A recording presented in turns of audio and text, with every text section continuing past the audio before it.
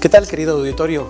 El día de hoy me complace dirigirme hacia ustedes dando gracias primeramente a la firma MRCI que hace el favor de brindarme la oportunidad para dirigirme a todos ustedes.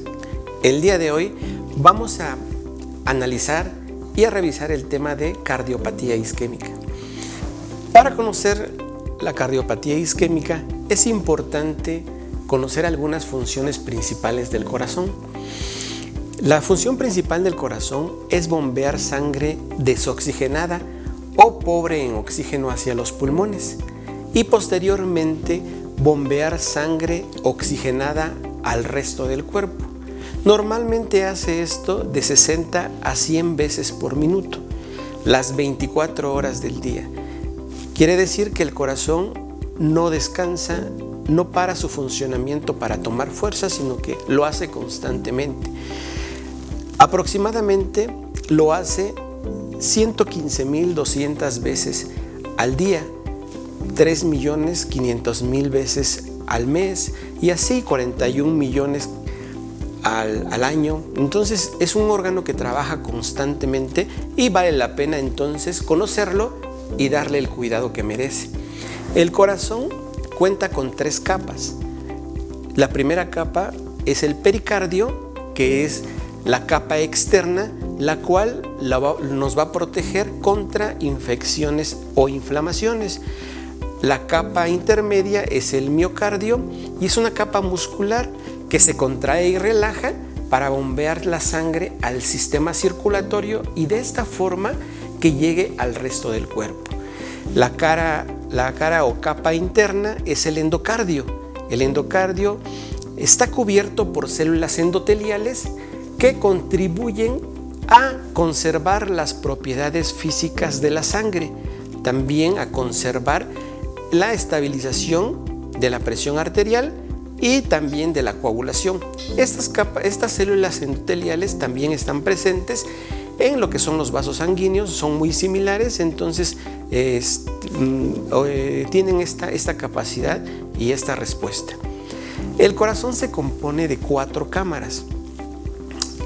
Si dividimos el corazón en 4 partes, la parte superior, que es la parte de arriba, van a ser las 2 aurículas y la parte de abajo se denominan ventrículos. Si dividimos la parte del corazón en derecha e izquierda, del lado derecho vamos a tener la aurícula derecha en la parte de arriba y en la parte de abajo el ventrículo derecho. En la parte izquierda tendremos la aurícula izquierda y en la parte de abajo tendremos el ventrículo izquierdo. Ahora vamos a ver el funcionamiento de estas 4 cámaras. La aurícula derecha, situémosla de este lado o en esta parte, va a recibir la sangre pobre en oxígeno que ya fue a hacer el recorrido por todo el cuerpo.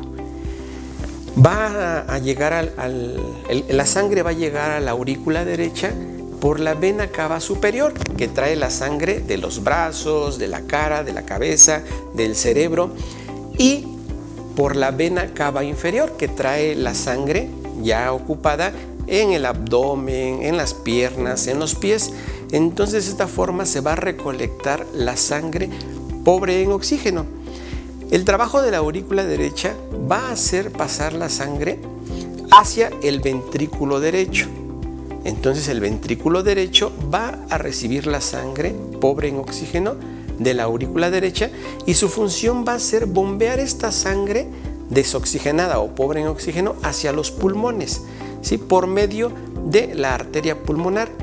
Entonces la arteria pulmonar se divide en arteria pulmonar derecha, que va a llevar la sangre desoxigenada al pulmón derecho, y la arteria pulmonar izquierda, que va a llevar la sangre pobre en oxígeno hacia el pulmón izquierdo. ¿Para qué? Para que en los pulmones la sangre se pueda oxigenar. ¿Cómo se oxigena? La sangre, por medio de la respiración, vamos a recibir el oxígeno, entonces va a entrar hacia los pulmones y el dióxido de carbono que ya viene en la sangre, que ya viene pobre en oxígeno, va a salir hacia el exterior. Entonces, una vez que la sangre ya esté oxigenada dentro de los pulmones, va a pasar a la aurícula izquierda por las venas pulmonares, ¿sí? Entonces, la aurícula izquierda es la cámara más pequeña, la cual va a recibir de las 4 venas pulmonares la sangre oxigenada proveniente de estos pulmones, y de ahí la sangre va a fluir hacia el ventrículo izquierdo. El ventrículo izquierdo es la cámara de bombeo del corazón, que al contraerse va a impulsar la sangre rica en oxígeno al resto del cuerpo, ¿sí? Del ventrículo izquierdo va a pasar por la arteria aorta, ¿sí? Para poder bombear la sangre hacia el cuerpo, ¿sí? La arteria aorta va a llevar su trayecto a convertirse en arteria aorta torácica, arteria aorta abdominal, y así llevarla a todo el cuerpo. ¿Cuánta sangre tenemos en nuestro cuerpo? Bueno, un adulto en promedio va a tener de 4.5 a 6.5 litros de sangre en el cuerpo, lo que va a representar aproximadamente el 7.7% de su peso corporal total. Sin embargo, esta cantidad de sangre va a variar según diversos factores. Por ejemplo, va a variar con la edad, con el peso, con la altura, ¿sí? El sexo, ¿sí? Va a variar entre hombres y mujeres, y también va a variar entre mujeres embarazadas y mujeres no embarazadas, ¿sí? Mujeres embarazadas van a tener un poco más de sangre para poder suministrarlo a su producto. Y también va a variar dependiendo del lugar en el cual podamos vivir, ya que en situaciones de una extrema altura donde necesitamos más oxígeno, entonces va a existir un promedio mayor de sangre para compensar esta parte de la oxigenación hacia el resto del cuerpo. Ahora nos vamos a adentrar en nuestro tema, que es la cardiopatía isquémica, o también conocida como enfermedad de las arterias coronarias. Bueno, la cardiopatía isquémica es una enfermedad cardíaca en la cual se produce cuando las arterias del corazón se van a estrechar o se van a obstruir, impidiendo que llegue suficiente sangre rica en oxígeno al corazón. Es una enfermedad muy común, es una enfermedad prevalente a nivel mundial, con una gran mortalidad y de gran impacto en la calidad de vida de los pacientes que la llegan a sufrir, siendo superior en los hombres que en las mujeres. ¿A qué se debe esto? Pues se puede deber a factores importantes como son la alimentación, como que tienen un trabajo en donde tienen una actividad o una vida sedentaria, viven bajo más estrés, consumo de tabaco, alcoholismo, etc. Son factores importantes que van a impactar hacia el número de prevalencia entre hombres y mujeres. La Organización Mundial de la Salud refiere que aproximadamente 18 millones de personas mueren cada año por una enfermedad cardiovascular, y la cardiopatía isquémica pues es la enfermedad cardiovascular más común. La prevalencia de cardiopatía isquémica va a aumentar con la edad. Por ejemplo, en edades después de los 65 años, esta prevalencia se va a duplicar en los varones, y en las mujeres se llega a veces a triplicar.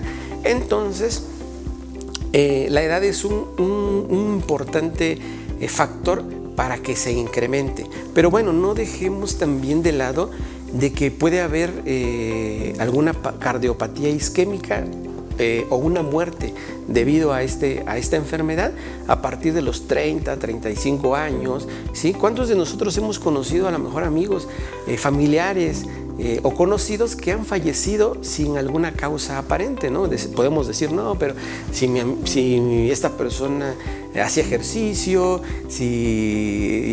yo no supe que estaba enferma, no tenía ninguna enfermedad crónica, y situaciones de esas, pero sin embargo, pues pudieron haber tenido factores de riesgo que lo llevaron a padecer una cardiopatía isquémica y en subsecuencia, pues, perder la vida. Entonces, sí es cierto, la edad juega un papel importante, pero también hay otros factores, ¿no?, que no debemos dejar de ver y de tomar en cuenta. Entonces, ya vimos que la cardiopatía isquémica es un padecimiento en el cual va a haber una afectación en las arterias que irrigan o nutren al corazón de sangre. Para conocer un poquito más, bueno, vamos a ver las arterias coronarias. Las arterias coronarias, que son las arterias del corazón, son vasos sanguíneos que se originan en la aorta. Hace un momentito comentamos que el ventrículo izquierdo va a bombear la sangre hacia el cuerpo por medio de la aorta. Entonces esas son arterias que nacen en esta aorta, ¿sí?, en esta arteria aorta. Estas arterias coronarias van a envolver o abrazar al corazón y suministrar sangre rica en oxígeno y nutrientes al músculo cardíaco. Las arterias coronarias se van a dividir en dos, lo que son las arterias coronarias derechas, que van a irrigar el lado derecho del corazón, y las arterias coronarias izquierdas, que van a irrigar al lado izquierdo del corazón, que es la parte más grande del corazón y que tiene un músculo cardíaco más grueso. Las arterias coronarias van a regular el flujo sanguíneo del corazón en función de la cantidad de oxígeno que necesite el corazón en cada momento. Por ejemplo, cuando el corazón necesita más oxígeno en una actividad física, por ejemplo, que estemos haciendo ejercicio, entonces estas arterias coronarias se van a dilatar, se van a ensanchar para aumentar la circulación sanguínea, ¿no? Y de esta forma el corazón pueda cumplir con la actividad necesaria. La obstrucción de estas arterias coronarias es la principal causa de un infarto al miocardio y subsecuentemente pues puede ser causal de una muerte súbita. Es la enfermedad cardíaca más común y la principal causa de muerte entre los hombres y mujeres adultas de todo el mundo. La principal causa de cardiopatía isquémica es la arteriosclerosis coronaria. La arteriosclerosis coronaria es una inflamación crónica de las arterias que va a provocar una rigidez o un endurecimiento y una acumulación de placa de ateroma en las paredes de las arterias.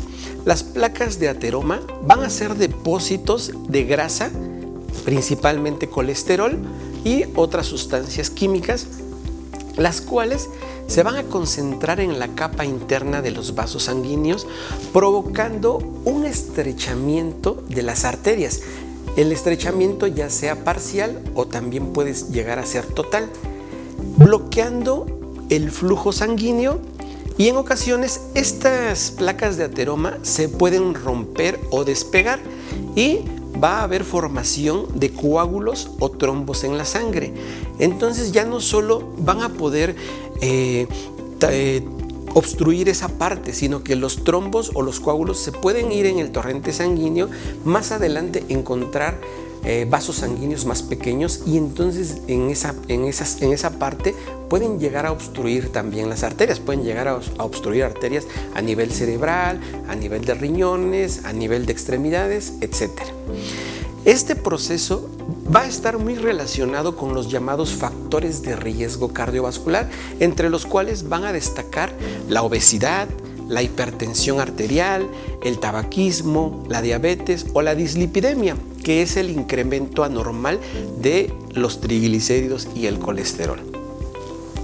La arteriosclerosis puede llegar a afectar, como les decía, cualquier parte del cuerpo. Por ejemplo, si ocurre en las arterias que llevan la sangre al cerebro, puede manifestarse una obstrucción y se pueden manifestar en forma de un accidente vascular cerebral. Si se producen en las arterias de los riñones, pueden manifestarse o provocar una hipertensión o una insuficiencia renal. Si las afectadas son las arterias que llevan sangre a las piernas, pueden provocar dolor, hinchazón, edema y molestias al caminar, o inclusive pues pueden llegar a manifestar situaciones más complicadas como muerte de algún tejido. Entonces puede causar diferentes síntomas en función del órgano que se va a afectar. En lo que corresponde a la afectación en el corazón, si se produce esta arteriosclerosis en las arterias que abastecen de sangre al propio corazón, pueden provocar dos entidades muy comunes, que es la angina de pecho. La angina de pecho se divide en estable o inestable, o un infarto del miocardio. Las diferencias entre la angina de pecho e infarto son las siguientes. La angina de pecho ocurre cuando la arteria coronaria se encuentra obstruida en forma significativa, habitualmente con una reducción o una obstrucción de más del 75% de la luz de la arteria, y puede empezar a aparecer, o el inicio puede ser con síntomas secundarios a la falta de oxígeno. Esto en las células del músculo cardíaco. Esa falta de oxígeno o de irrigación sanguínea se traduce en forma de dolor. Va a ser un dolor como tipo opresión en el pecho, que aparece normalmente cuando se realiza un esfuerzo. No necesariamente tiene que ser una actividad física de gran intensidad, como una carrera atlética, como un partido de fútbol, un partido de básquetbol, sino inclusive a veces esa opresión en el pecho puede ser inclusive subiendo escaleras, bajando escaleras, cargando objetos pesados. Entonces es importante tener en cuenta ese punto, ya que muchas de las veces podemos confundir ese dolor o esa opresión con alteraciones en lo que es el esófago, en dolor abdominal, etc. Entonces sí es bien importante pues conocer los factores y las probables causas. Si la obstrucción es leve o de poco tiempo, las células del miocardio pueden llegar a sobrevivir, ¿sí? Quiere decir que no nos van a desencadenar la muerte. Esto en el caso de que la obstrucción sea leve, o como les comentaba, que sea el periodo sea corto, ¿no? Que apenas haya empezado esta obstrucción. En el infarto al miocardio, la falta de oxígeno es más grave y es más prolongada, ¿sí? Quiere decir esto que la obstrucción es un poco mayor al 75% y ya llevamos mucho tiempo padeciendo esta alteración. Algunas células del corazón pueden llegar a morir por la falta de oxígeno, que es lo que conocemos como una necrosis. Aunque los síntomas pueden ser muy parecidos a los de la angina de pecho, ¿sí? En el caso del infarto, el dolor puede ser más intenso, ¿sí? Puede iniciar igual una opresión en el pecho, puede irradiarse hacia el brazo, puede también dar dolor en los hombros, en el cuello, en la mandíbula, y este proceso del infarto, el dolor, como va a ser más intenso, nos puede provocar situaciones en las cuales es indispensable que tomemos acciones, ya que en caso de no llevar al médico o a una atención hospitalaria al paciente, el 40% de estas personas que padecen un infarto al miocardio pueden llegar a morir, ¿no? Entonces ese es el porcentaje. Entonces tenemos 4 horas para que en el caso de que se desencadene un infarto al miocardio pueda recibir atención médica, ¿sí? Esta atención tiene que ser hospitalaria para la aplicación de medicamentos, los cuales disminuyan los riesgos. En el caso de que este paciente reciba la atención médica indicada, el riesgo de que pueda fallecer va a disminuir considerablemente y el paciente puede continuar con la vida. Es muy importante conocer estos factores de riesgo, ¿sí?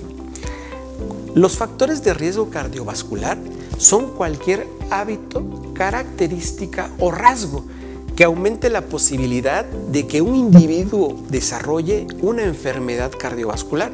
Entonces, es importante conocer y analizar esta parte porque dice, es cualquier hábito, ¿sí? Entonces, es importante, pues, instalarnos en una vida saludable. Entonces, los factores de riesgo pueden llegar a ser o pueden establecerse desde el sobrepeso, ¿sí?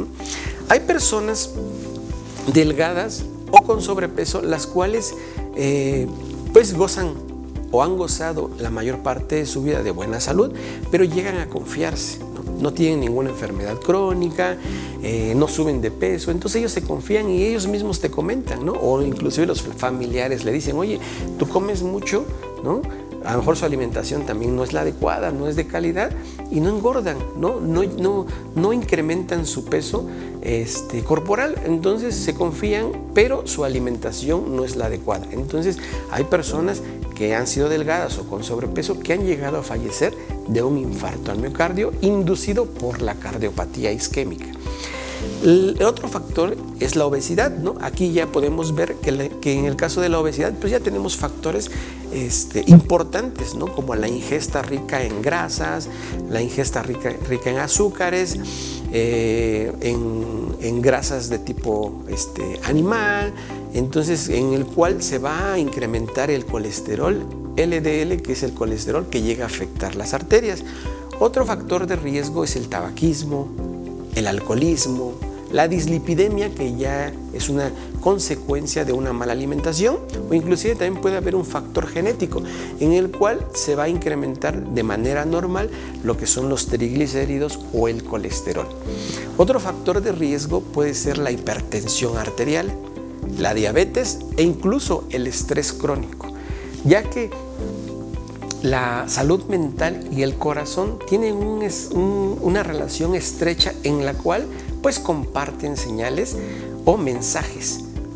Estos mensajes se pueden compartir desde la circulación como también por la inervación, por los nervios que se traducen entre el cerebro y el corazón. Entonces esta congruencia o esta relación que tienen pues puede llegar a afectarnos, por ejemplo, en una enfermedad mental, ¿sí? o inclusive en el estrés, en la ansiedad, pues se va a incrementar la frecuencia cardíaca, se puede llegar a incrementar la presión arterial y de esta forma impactar hacia una situación que pueda afectarnos el área cardíaca, ¿sí?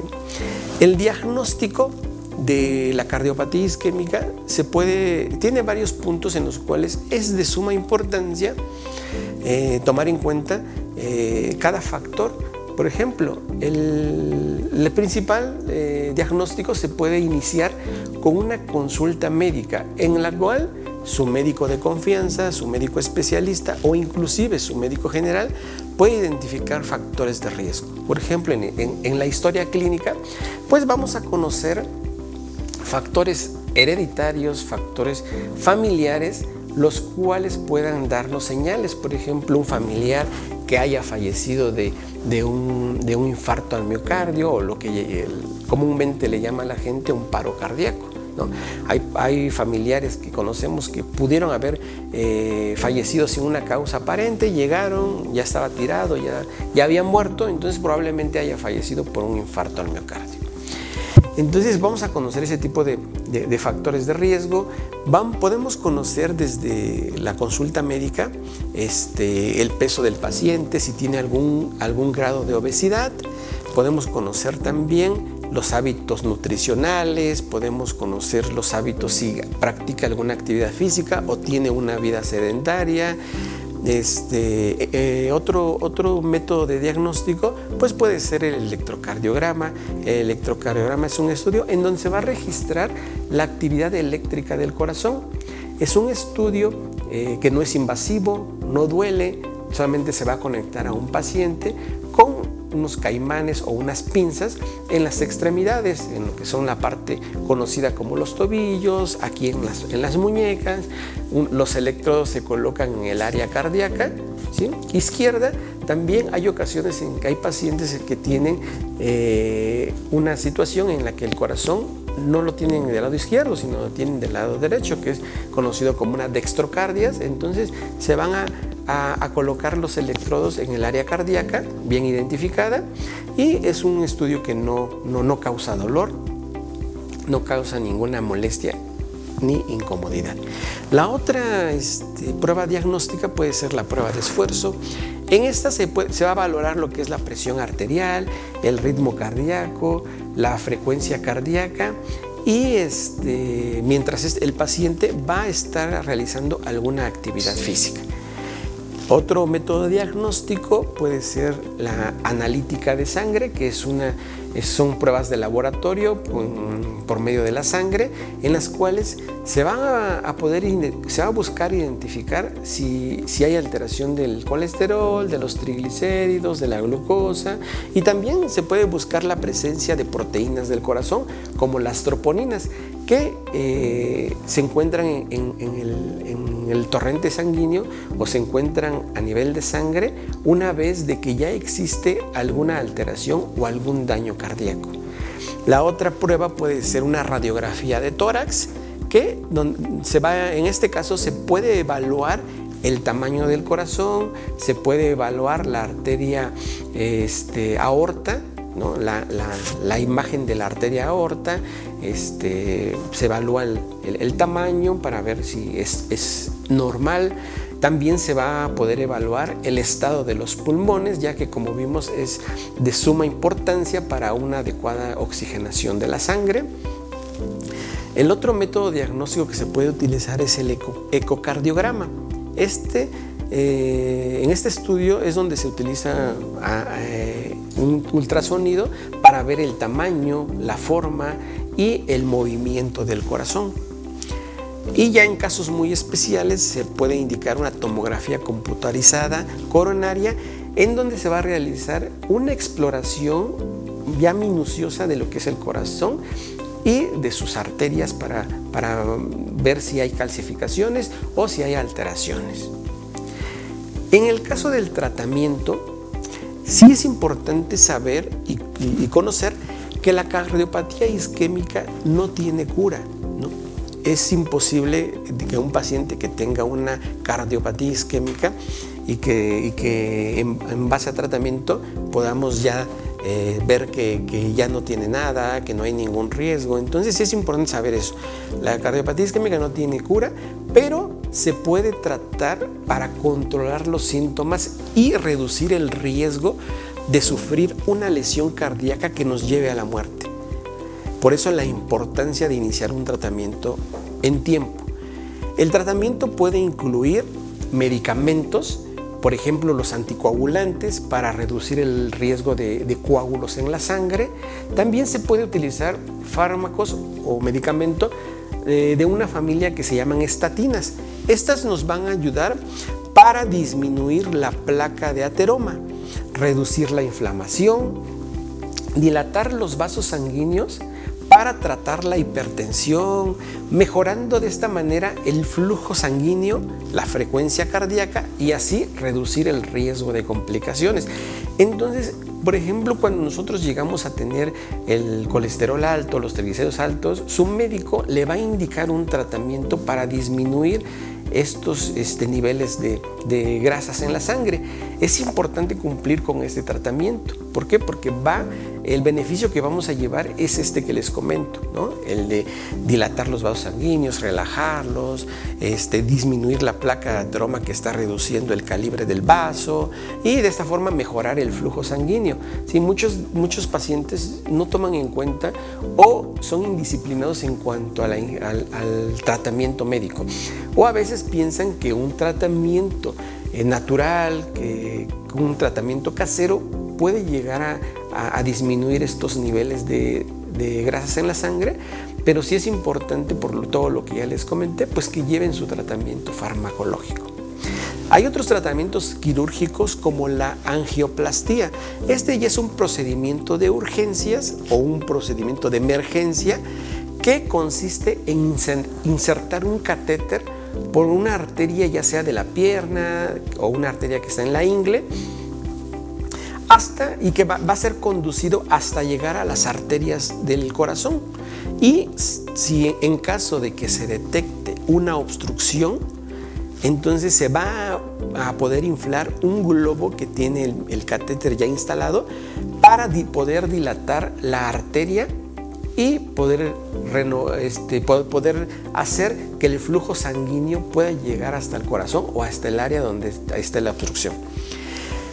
Bueno, después de conocer toda esta parte acerca de cómo se provoca, de los riesgos que hay y que tiene una importante mortalidad esta patología que es la cardiopatía isquémica, pues lo más indispensable e importante es conocer las intervenciones preventivas que existen, que pueden estar al alcance de todos nosotros y no esperar hasta que ya tengamos un daño en el corazón para poder entonces tratarnos, ¿no? Es la intención de esta transmisión y la intención que busca la firma es darle a la gente las herramientas para poder disminuir los riesgos de las muertes más frecuentes que existen a nivel mundial.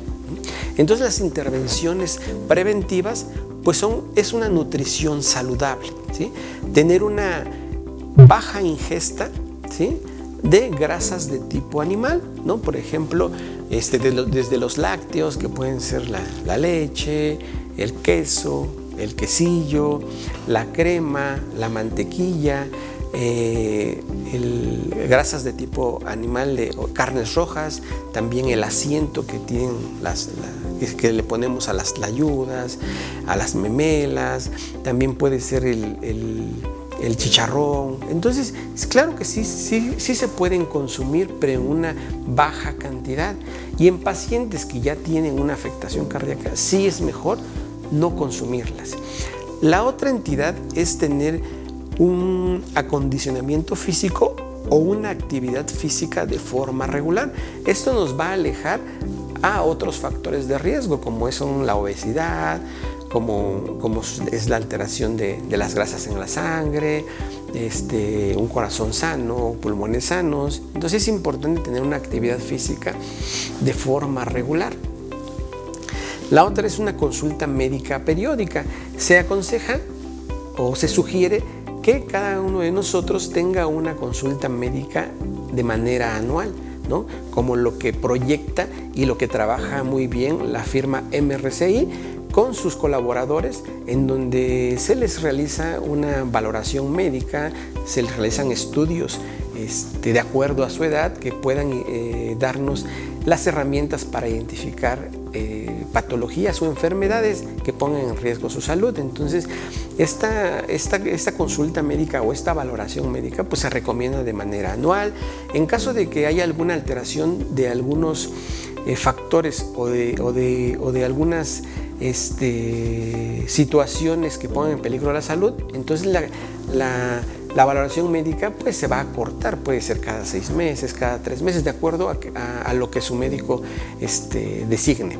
Entonces, en esas consultas médicas vamos a poder identificar de la mano con los análisis clínicos, los cuales se ven por la sangre.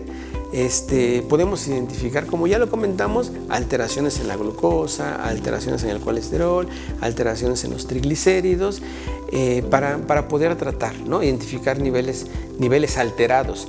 Y claro, es importante tener en estas consultas médicas pues una atención multidisciplinaria. Por ejemplo, si un paciente presenta sobrepeso, obesidad o alteración en estos niveles que comentamos, pues pueden ser valorados también por el área de nutrición. En el caso de que haya alguna afectación ya importante, puede ser valorados por el área de cardiología. Entonces lo que se busca es, con la atención multidisciplinaria, pues darle una atención médica a las personas de manera integral.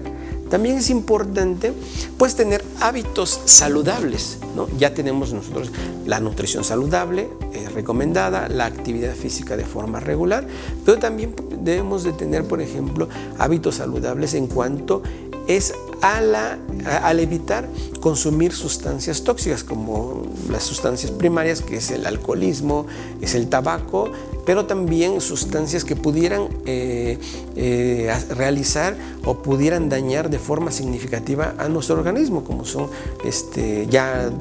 drogas más potentes y más dañinas. Entonces es importante pues estas intervenciones preventivas en toda persona que pueda escuchar esto. Y lo que se busca en la firma también es no solamente otorgar una atención, una valoración médica y una capacitación o una educación en salud al personal, sino que esta sugerencia y esta información pues también llegue a las familias, ¿no? Para tratar de reducir el riesgo de muerte de cada uno de nuestros seres que nos rodean, ¿no? Entonces, es así como revisamos el tema de cardiopatía isquémica, esperando sea de utilidad, esperando que esta información pues nos haga instalarnos en un estado de responsabilidad, de amor hacia nuestro organismo y podamos de esta forma gozar de buena salud, ¿sí? Lo saluda con afecto el doctor César López Revilla, consultor para la firma MRCI en el área de medicina del trabajo, agradeciendo enormemente a la firma MRCI por la oportunidad que me da para dirigirme hacia todos ustedes, ¿sí? Y así buscar el bienestar de nuestros seres que nos rodean y por supuesto de nosotros mismos. Saludos y nos vemos la próxima.